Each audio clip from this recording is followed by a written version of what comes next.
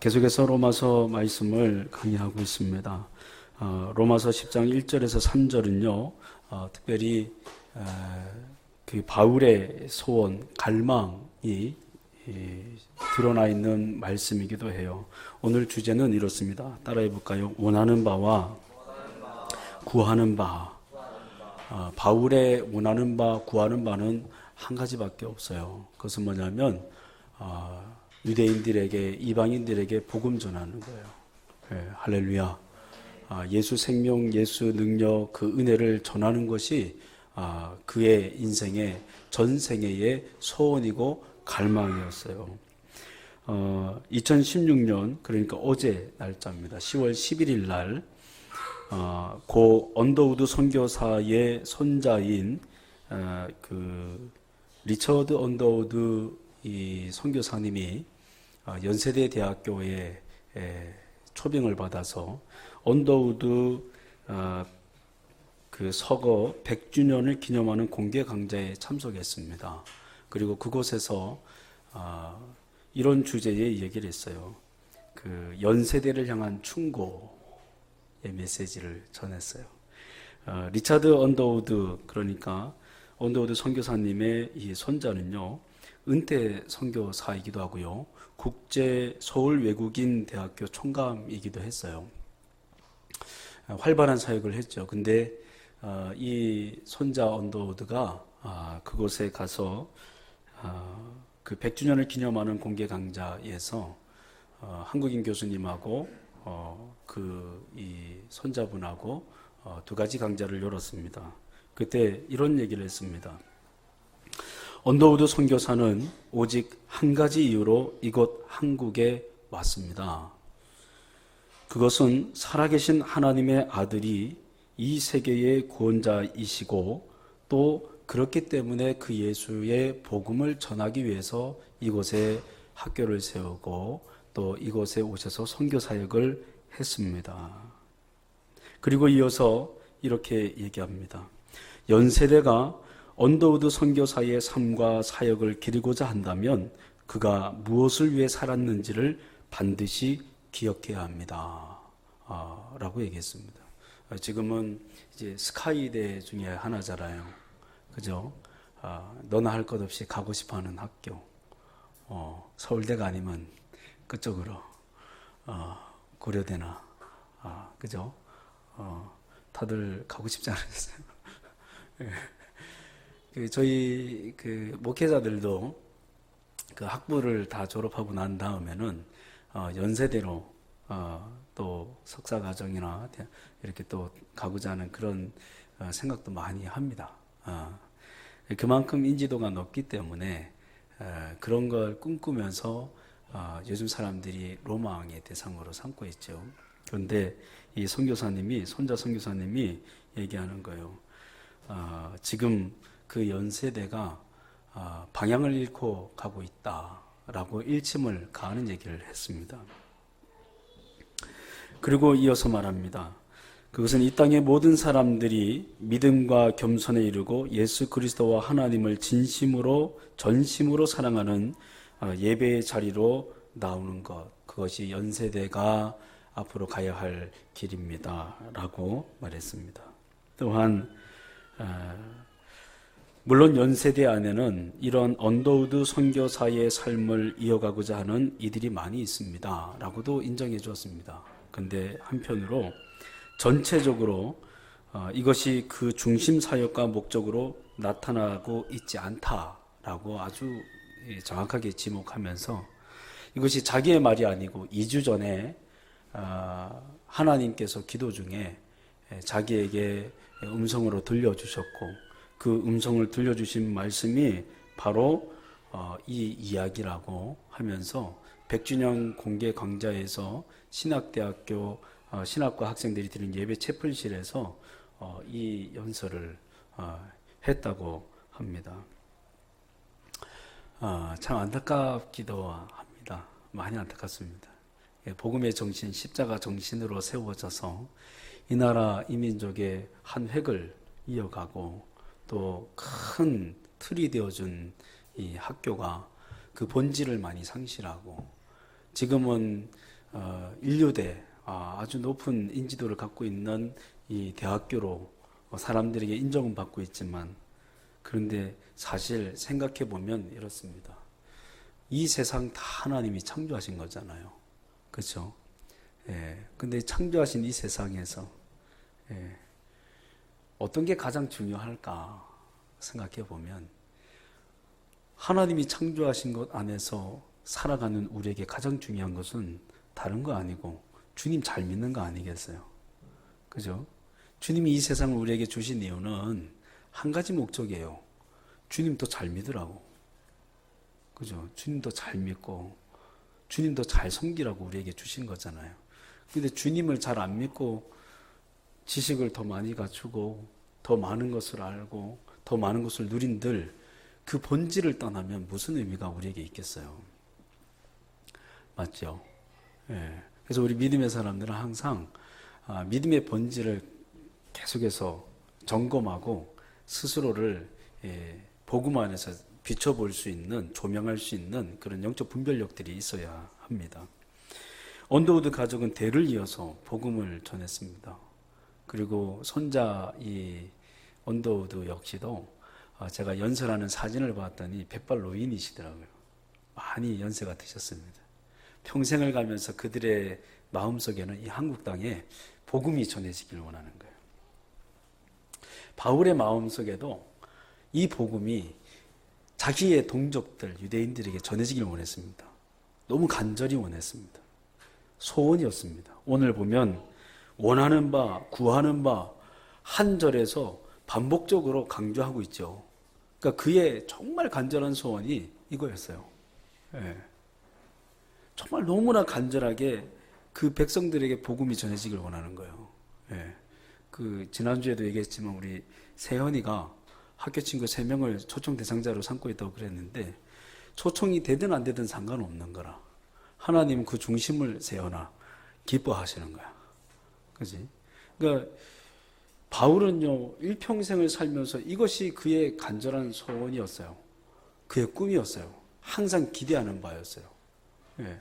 이것을 이루기 위해서 얼마나 간절히 원했는지 모릅니다. 그 표현들이 오늘 보면 원하는 바 이렇게 기록하고 있는데, 원하는 바 이 말은 소원한다라는 거예요. 갈망한다 이 뜻입니다. 예. 여러분들은 이 세상을 살아가면서 지금 예배를 드리고 또 믿음의 길을 걸어가면서 무엇을 소원하고 무엇을 갈망하고 있습니까? 제가 10초의 시간을 드릴게요. 딱 10초만 생각해 보세요. 내가 지금 뭘 갈망하는가? 목사님 집에서 일하다가 피곤해 죽겠어요. 여러분들 하루 종일 피곤해서 힘들고 지쳐 있습니다. 이런 분들. 지금도 저희 차인팀 멤버 가운데 한 분은 태연에서 그 이마트 행사가 있어가지고 거기서 일을 하고 진행하고 오고 예배 시간에 아마 늦을 것 같다고 막 이렇게 연락도 오고 그랬는데, 막 일에 지쳐가지고 힘든 삶을 살아가는 이런 분들도 있지 않습니까? 그죠? 얼마나 피곤하고 힘듭니까? 정신없습니다. 이렇게 얘기할지 모르겠지만, 바울은 그의 일평생이 복음 전하는 거고, 특별히 자기를 대적하고 자기를 외면하는 동족에게도 복음 전하기를 원했어요. 이것은 어떻게 가능할까? 하나님의 마음이 바울의 마음 가운데 동일화를 이룬 거예요. 여러분 컴퓨터에 스마트폰하고 노트북 이렇게 여러분 동기화 시킬 때 있으시죠? 그래서 여기 있는 저장된 걸 똑같이 쓰고 똑같은 화면으로 쓸 때가 있으시죠? 동기화예요. 어떤 사람이 하나님 앞에 믿음의 사람으로 영향력 있게 그리고 강력한 이 은혜를 누리면서 살아갈 수 있느냐 하면, 그리고 하나님 뜻대로 살 수 있느냐 하면 이 동일화를 잘 이루는 사람이에요. 하나님 아버지의 마음이 내 마음이 된 사람, 이 사람이 정말 믿음의 길 가운데 흔들리지 않고 갈 수 있는 거죠. 그러니까 오늘 이 밤에 여러분 기도하실 때요, 제일 먼저 점검하세요. 내가 하나님의 마음의 동일화를 이루고 있는가? 할렐루야. 제일 중요한 건 이거예요. 왜냐하면 각자의 부르심이 다 다르고 각자에 대한 소원이 하나님이 다 다르거든요. 그죠? 오늘 이 시간에 여러분 예배 드리다가 아니면 개인의 삶 가운데 하나님이 요구하시는 음성의 메시지가 다 다르거든요. 그렇기 때문에 오늘 기도할 때 하나님의 마음에 대해서 집중하시고 그 가운데 여러분 깊이 하나님께 영적으로 반응할 수 있기를 주님의 이름으로 축복합니다. 근데 이러한 동일한 가정을 가지면서 믿음의 길을 걷고 있으면서도 그럼에도 불구하고 이 바울이 복음을 전할 때 한계가 있었어요. 근데 오늘 성경은 그 한계에 대해서 두 가지를 지적합니다. 첫째는 뭐냐면 이스라엘 백성들이 참 지식이 없었다라는 거예요. 한번 따라해볼까요? 이스라엘 백성이 참 지식이 없었다. 여러분 예수님 믿은 지 오래되셨잖아요. 그죠? 믿음의 길을 걷고 계시잖아요. 유대인들은 삶이 하나님 말씀으로 교육받는 거였습니다. 그런데 바울은 이 유대인들을 향해서 뭐라고 얘기하냐면 참 지식이 없었다라고 얘기합니다. 지식이 없는 사람. 두 번째는 뭐냐면 따라합니다. 하나님의 의가 없었다. 평생을 하나님 말씀으로 지지고 볶고하는 그들인데 바울은 날카롭고 예리하게 얘기합니다. 그들은 하나님의 의가 없었다라고 얘기합니다. 오늘 이 두 가지를 얘기하고 말씀을 마칠 거예요. 그러면 첫 번째 참된 지식이 없었다라고 얘기합니다. 여러분 어제 뉴스 들으셨는지 모르겠지만 갤럭시 노트 7 이제 판매를 금합니다. 가지고 계신 분들은 환불 조치 받으시기를 바랍니다. 다시 환불 받으셔야 됩니다. 왜냐하면 배터리가 언제 터질지 모르니까. 근데 이 갤럭시 노트 7을 만들기 위해서 얼마나 많은 지식인들이 그곳에 참석했겠어요. 그렇죠? 이걸 연구 개발하기 위해서 얼마나 많이 노력을 했겠습니까? 지식의 총 합체가 이 갤럭시 노트 7 아닙니까? 최신 폰 아닙니까? 그죠? 근데 미국에서 한번 이 배터리로 화재 사고가 있고 난 다음에 이제 지금 이제 오늘인가 이제 발표된다고 했는데 이게 발표되고 나면 이제 더 큰 문제가 되니까 이 삼성 측에서 이제 단종을 시켜버린 거잖아요. 그래서 미리 단종을 한 거잖아요. 피해를 최소화하기 위해서. 근데 미국에서 그 일들이 있고 난 다음에 리콜했죠. 그러니까 어마어마한 이 재정적 손실이 여기서 일어났습니다. 그리고 다시 보수 작업을 해가지고 판매를 했는데 또다시 배터리가 타는 이 현상이 일어나가지고 한국도 전 세계적으로 단종을 시켜버렸잖아요. 그죠? 여러분 참 첨단의 지식을 총합해가지고 이 기계 하나가 만들어졌지만 근데 생각해 보세요. 결함이 있는 이 지식의 결과물에 또 다른 열심을 내서 계속해서 이 제품을 생산낸다고 생각해 보세요. 이 갤럭시 노트 7을 쓸 수 있습니까? 없습니까? 없습니다. 우리가 감히 상상할 수 없는 지식의 하이 클래스들이 이 갤럭시 노트 7을 만들면서 제품이라고 내놓았지만 하지만 하자가 있는 제품은 쓸 수가 없습니다. 여기에 이렇게 얘기하는 사람도 있을 겁니다. 우리가 이 제품을 만들기 위해서 얼마나 많은 열심과 노력으로 이 제품을 만드는지 모른다라고 얘기하는 사람이 있는지 모릅니다. 그런데 그 제품을 쓸 수가 없는 겁니다. 우리의 지식이 아무리 뛰어나다고 얘기하고 그리고 열심히 우리의 삶에 최선을 다했다고 얘기하는 사람도 있을지 모릅니다. 그런데 하나님이 보실 때 누가 보실 때요? 하나님이 보실 때 그 지식이 참이 아니면 아닌 거예요. 우리는 스스로를 향해서 항변할 수 있습니다. 저는 정말 열심히 살았습니다. 최선을 다했습니다. 노력했습니다. 라고 얘기할지 모릅니다. 그런데 잘못된 결과물에 대해서 제품을 생산하고 사람들에게 유포할 수 없듯이 우리의 삶에도 참된 지식의 삶의 믿음의 행보가 아니라면 하나님의 말씀에 비춰서 아니라고 여겨진다면 고쳐야 되는 거죠. 지식, 헬라어로 그노시스라고 얘기합니다.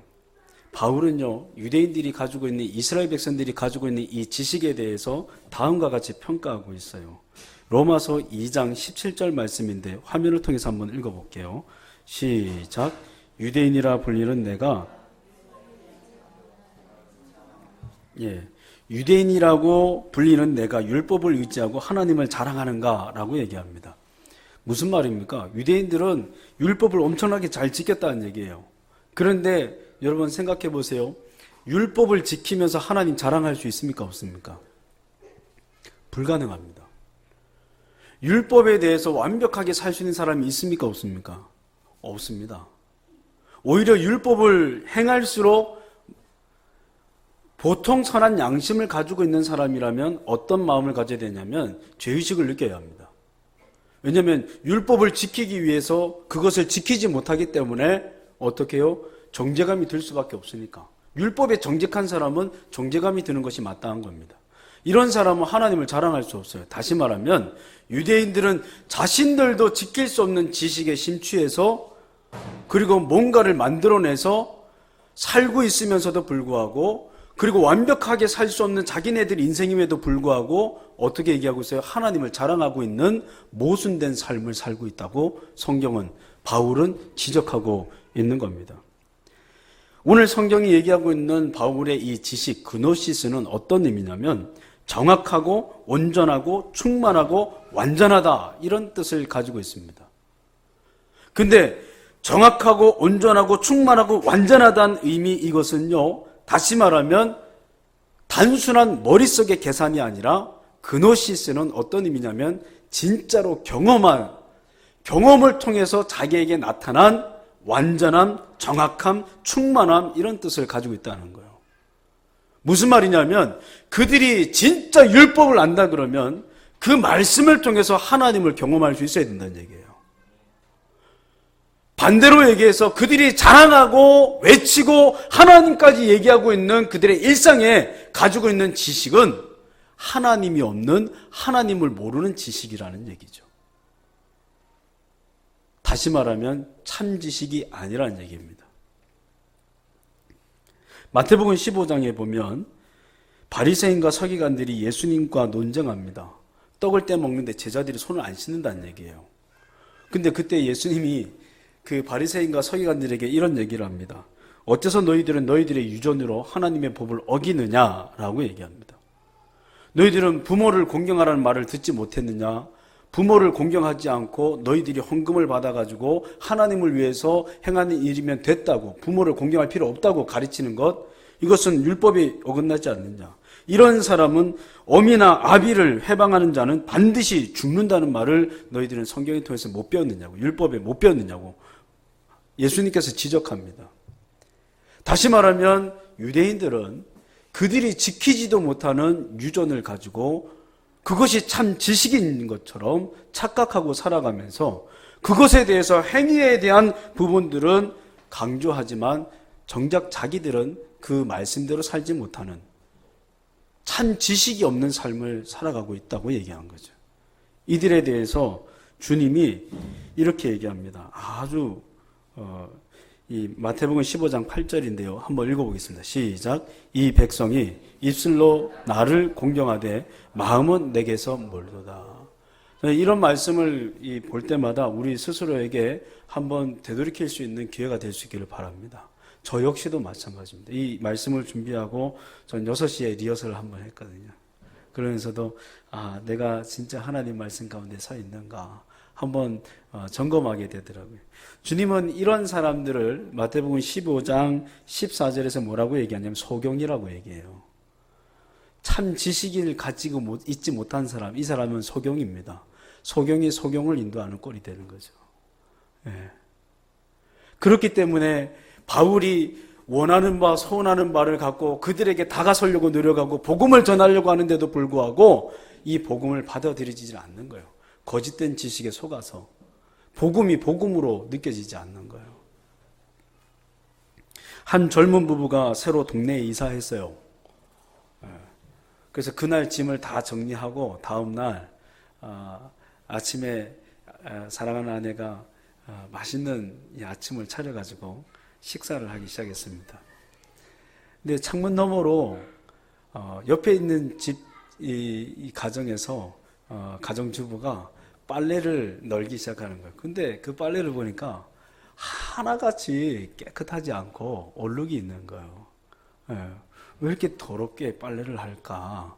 새로 이사 온 이 부부 아내가 저 집은 아마도 세탁하는 방법을 모르거나 세제를 안 쓰는 것 같아 라고 막 뭐라 하기 시작했습니다. 근데 한 달 내내 계속해서 빨래가 얼룩이 있고 깨끗하지 않은 채로 서는 거예요. 그래서 이 아내가 남편에게 말합니다.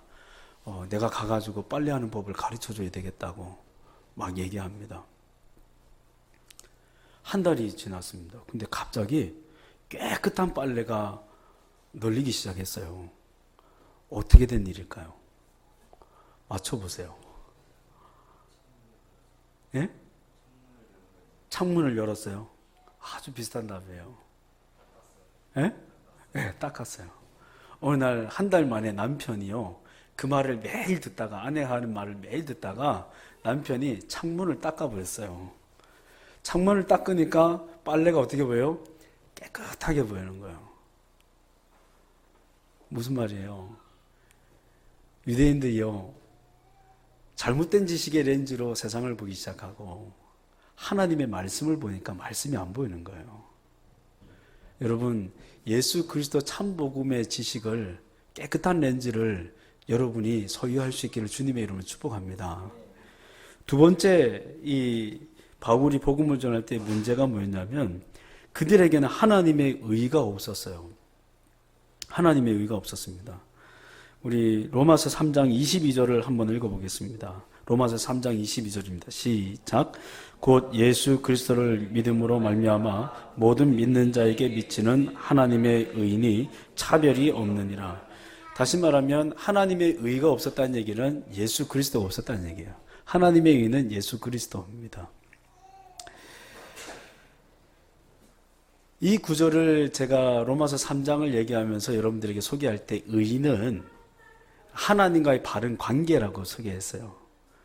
왜 이게 신학적으로는 이렇게 성립합니다. 왜 이게 가능하냐면 이 지구상에 하나님과 나와의 관계를 회복할 수 있는 길은 예수 그리스도밖에 없기 때문에 그 예수 그리스도를 믿음으로 하나님과 바른 관계를 세워지게 되면 그것은 신학적으로 얘기할 때 하나님의 의라고 소개를 합니다. 그런데 이 세상의 정의, 의의 기준은 너무나 모호하고 상대적이고 산발적이에요. 가령 예를 들면 이겁니다. 제가 로마서 3장을 설교할 때 했던 얘기인데 안중근 의사를 알죠? 그죠? 우리 민족에게 안중근은 어떤 사람입니까? 의사죠. 의사자입니다. 그죠? 존경받을 인물입니다. 근데 일본으로 넘어가서 안중근을 소개하면 어떻게 될까요? 일본인들의 입장에서는 안중근이 어떤 사람일까요? 테러범입니다. 폭도입니다. 맞죠? 예. 이토 히로부미가 있습니다. 예. 우리나라에서는 그 사람을 어떻게 평가합니까? 이토 히로부미 어떤 사람입니까? 예? 쓰레기? 나쁜 놈? 예, 맞습니다. 우리나라의 자주권을 빼앗아간 아주 나쁜 사람입니다. 그런데 일본인들에게 있어서 이토 히로부미 어떤 인물일까요? 예? 근대의 아버지입니다. 그러니까 의라는 것은 상대적입니다. 그래서 하나님께서는 우리 믿음의 사람들에게 의의 기준을 보내주신 거예요. 그게 누구냐면 바로 예수 그리스도입니다. 이 예수 그리스도 의의 기준을 보내주셔서 이분을 통해서만 하나님과 나와의 관계가 회복될 수 있게 해주셨어요. 아멘이십니까? 우리가 선행을 많이 하고 봉사를 많이 하고 아무리 애를 써도요 하나님과의 관계를 회복시킬 수 있는 전제 조건이 되지 못하지만 예수 그리스도를 믿는 참 믿음이 있으면 하나님의 의가 우리에게 세워지게 되고 하나님과 나와의 영적 관계가 회복되기 시작하는 거예요. 아멘이십니까? 반대로 얘기하면 무슨 말이냐면 이스라엘 백성들은 이스라엘 백성들에게 하나님의 의가 없었다 이 말은 예수 그리스도를 믿음으로 받아들이지 않았다는 얘기죠. 왜냐하면 그들에게 중요한 건 무엇이에요? 그들이 만들어 놓은 유전이 더 중요한 거예요. 여러분 오늘날 우리가 예수 그리스도를 믿고 믿음의 길을 걸어갈 때 어쩌면 우리가 믿고 있는 가치관이나 우리가 생각하고 있는 신앙의 철학들이요 어쩌면 하나님이 세우신 예수 그리스도의 그 복음의 본질보다 앞설 수도 있을 때가 있을지도 몰라요. 오늘 복음은 우리에게 그 기준은 오직 예수 그리스도밖에 없다고 얘기하는 거예요. 아멘이십니까? 여기에 우리의 경험이나 여기에 우리의 유전은 전제 조건이 되지 못합니다. 왜 그들에게 예수 그리스도가 받아들이지 못했어요? 그들은 무엇을 자랑했습니까? 규례와 의식과 율법, 행위들을 강화시켜 나갔어요. 그들은 생각했습니다. 이러한 열심을 가지면 구원받을 수 있을 거라고, 하나님께서 그들을 인정해 줄 거라는 기대감이 있었습니다. 하나님께는 이것이 전제 조건이 되지 않습니다. 여러분, 예수님을 잘 믿을 수 있기를 바랍니다. 교회에서 봉사하는 거예요, 섬기는 거 해야죠. 하지 말라는 게 아닌데 열심히 해야죠. 근데 잘 믿으면서 해야죠. 섬기고 있는데도 불구하고 내가 잘 못 믿는 마음이 있다면 여러분, 그 마음을 빨리 돌이키고 예수 보혈의 피를 선포하고 그 보혈을 의지해서 여러분 믿음을 회복하고 각성해서 하나님 앞에 섬겨야 될 줄로 믿습니다. 아멘이십니까? 여러분, 이런 믿음의 태도가 믿음의 사람에게 필요한 거예요. 이스라엘 백성들은 이런 믿음의 태도를 갖지 않았기 때문에 하나님의 의신 예수 그리스도를 배척했어요. 받아들이지 않았어요. 조금 여러분 진지하게 고민하고 생각할 수 있는 시간이 있다면 한번 고민해 보세요. 내가 예수님을 믿으면서 혹시나 내가 가지고 있는 철학이나 그리고 내가 생각하고 있는 이런 어떤 신앙의 가치관이 하나님 복음보다 앞서고 있지는 않은가 한번 생각해 볼 필요가 있어요. 저는 개척을 하면서 좀 더 많이 느껴진 것 같아요. 개척을 하면서. 항상 그랬던 것 같아요. 아마 여러분도 공감하시고 똑같을걸요. 여러분 안에 믿음이 충만하고 예수 그리스도 십자가 사랑과 은혜가 충만할 때 두려움이 있던가요? 없던가요? 없죠. 늘 행복합니다. 좀 부족하고 연약한 이 환경들이 놓여져도 여러분 초조함과 두려움이 없습니다. 맞죠? 예수님이 있으면 되거든요. 아멘이십니까? 그런데 신기하죠? 이 나라 이민족 70년, 80년대 못 살았잖아요. 그죠? 그때는 없어도 신앙생활 하시는 분들, 여러분 부모님 세대 믿음의 선배들 보세요. 얼마나 야성이 있었습니까? 그죠? 불타는 야성과 막 저돌적인 믿음, 막 거꾸로 가는 인생 막 그러면서도 복음을 포기하지 않고 열정적으로 살아냈고 밤낮으로 새벽으로 기도하면서 하나님의 나라를 꿈꾸고 성령의 역사가 막 불같이 일어났잖아요. 그죠? 근데 그분들의 선배 신앙인들의 그런 유산을 통해서 오늘날 우리가 많은 걸 누리고 있고 저 목회자 역시 저도 많은 걸 누리고 있잖아요. 근데 저부터 시작해서 정신력이 많이 약해졌잖아요. 이상하죠? 그죠? 더 좋은 걸 누리고 있고 더 많은 여건 속에서 우리가 살아가고 있는데도 불구하고 하나님의 은혜는 그 세대보다 지금의 세대가 더 많은 열매를 가지면서 누리고 있는데도 불구하고 어떻게 해요? 믿음의 야성은 더 떨어지잖아요. 왜 그렇습니까? 누리는 것보다 더 중요한 예수 그리스도 십자가 복음의 영향력이 죄 안에서 우리 안에서 약해지고 있기 때문에 그런 거예요.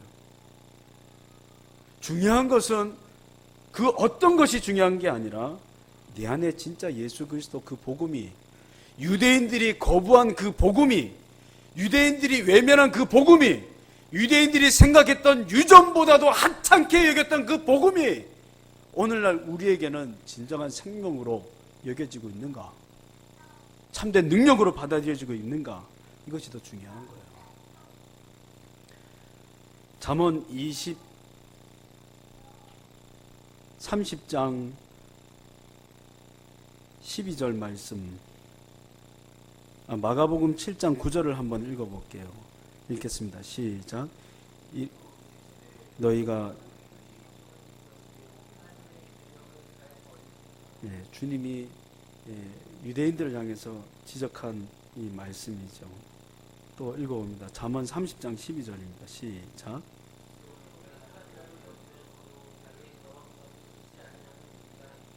그렇습니다. 오늘 우리가 이 복음, 유대인들이 물론 거부했고 우리는 예수님 믿고 있지만 그러나 그럼에도 불구하고 우리가 믿음의 길을 걸어가면서 혹시나 내가 예수 그리스도 십자가 보혈의 피로 필터링하지 못한 내 삶의 영역들이 있다면 여러분 걸러내시고 정결함을 뿌리시고 보혈의 피를 뿌리시고 믿음으로 하나님께 진지하게 반응할 수 있는 귀한 시간 되기를 주님의 이름으로 축복합니다. 여러분, 이 복음은 진짜 생명이 있고 진짜 능력이 있습니다. 이 복음이 생명이 있고 능력이 있기 때문에 이렇게 참된 거짓된 지식에 속아서 복음을 방해하고 내지는 그들이 가지고 있는 하나님의 율법과 유전을 중요시하면서 하나님의 의 예수님을 거부하는 이들 유대인들이겠지만 그럼에도 불구하고 바울은 한 번도 포기하지 않고 그들을 향해서 구하는 바, 바라는 바, 소원하면서 이 복음을 전하길 원했습니다. 바보라서 이 복음을 전하길 원했을까요? 아니요. 이 복음이 진짜이기 때문에 그렇습니다. 끊임없이 거부하고 외면하고 그리고 배척하는 유대인들이지만 바울은 알았거든요. 뭘 알았습니까? 이 복음이 진짜라는 걸 알았고 이 복음 안에 진짜 생명이 있는 걸 알았고 이 복음 안에 생명의 은혜가 항상 머문다는 걸 알았어요. 포기하고 싶었고 내려놓고 싶었지만 신기하게도 이 복음을 전하다 보면 하나님의 생명이 그 안에서 역동하는 게 느껴지기 시작하고 신기하게도 이 복음을 나타내다 보면 죽음의 위기가 다가오고 살기 위해서 성벽에서 바구니에 담겨져서 숨어서 피하는데도 불구하고 죽음의 위협이 다가오는데도 불구하고 이 복음을 전하다 보면 계속해서 야성이 붙는 거예요. 왜냐하면 이 복음이 진짜이기 때문에 이 복음에 생명이 있기 때문에 바울은 복음을 전하면서도 포기할 수 없었던 거예요. 다수의 많은 사람들이 자신이 참 지식 가운데 있다고 얘기하면서 바울을 바보 취급할지라도 바울은 그게 아닌 줄 알았거든요. 이 복음을 우리가 오늘 들으면서 두 가지만 점검했으면 좋겠습니다. 내가 믿고 있는 이 복음이 진짜인가? 진짜 생명으로 내 안에 역사하고 있는가? 두 번째는 우리가 크리스찬이지만 혹시나 유대인들처럼 속고 있지는 않은가? 내가 생각하는 철학과 지식에 대하여 그리고 그 기준이 하나님의 의를 배격한 그런 때는 없었던가? 한번 돌이켜보면서 오늘 이 시간 하나님 앞에 영적으로 진지하게 반응하고 믿음으로 주님께 기도할 수 있기를 주님의 이름으로 축복합니다.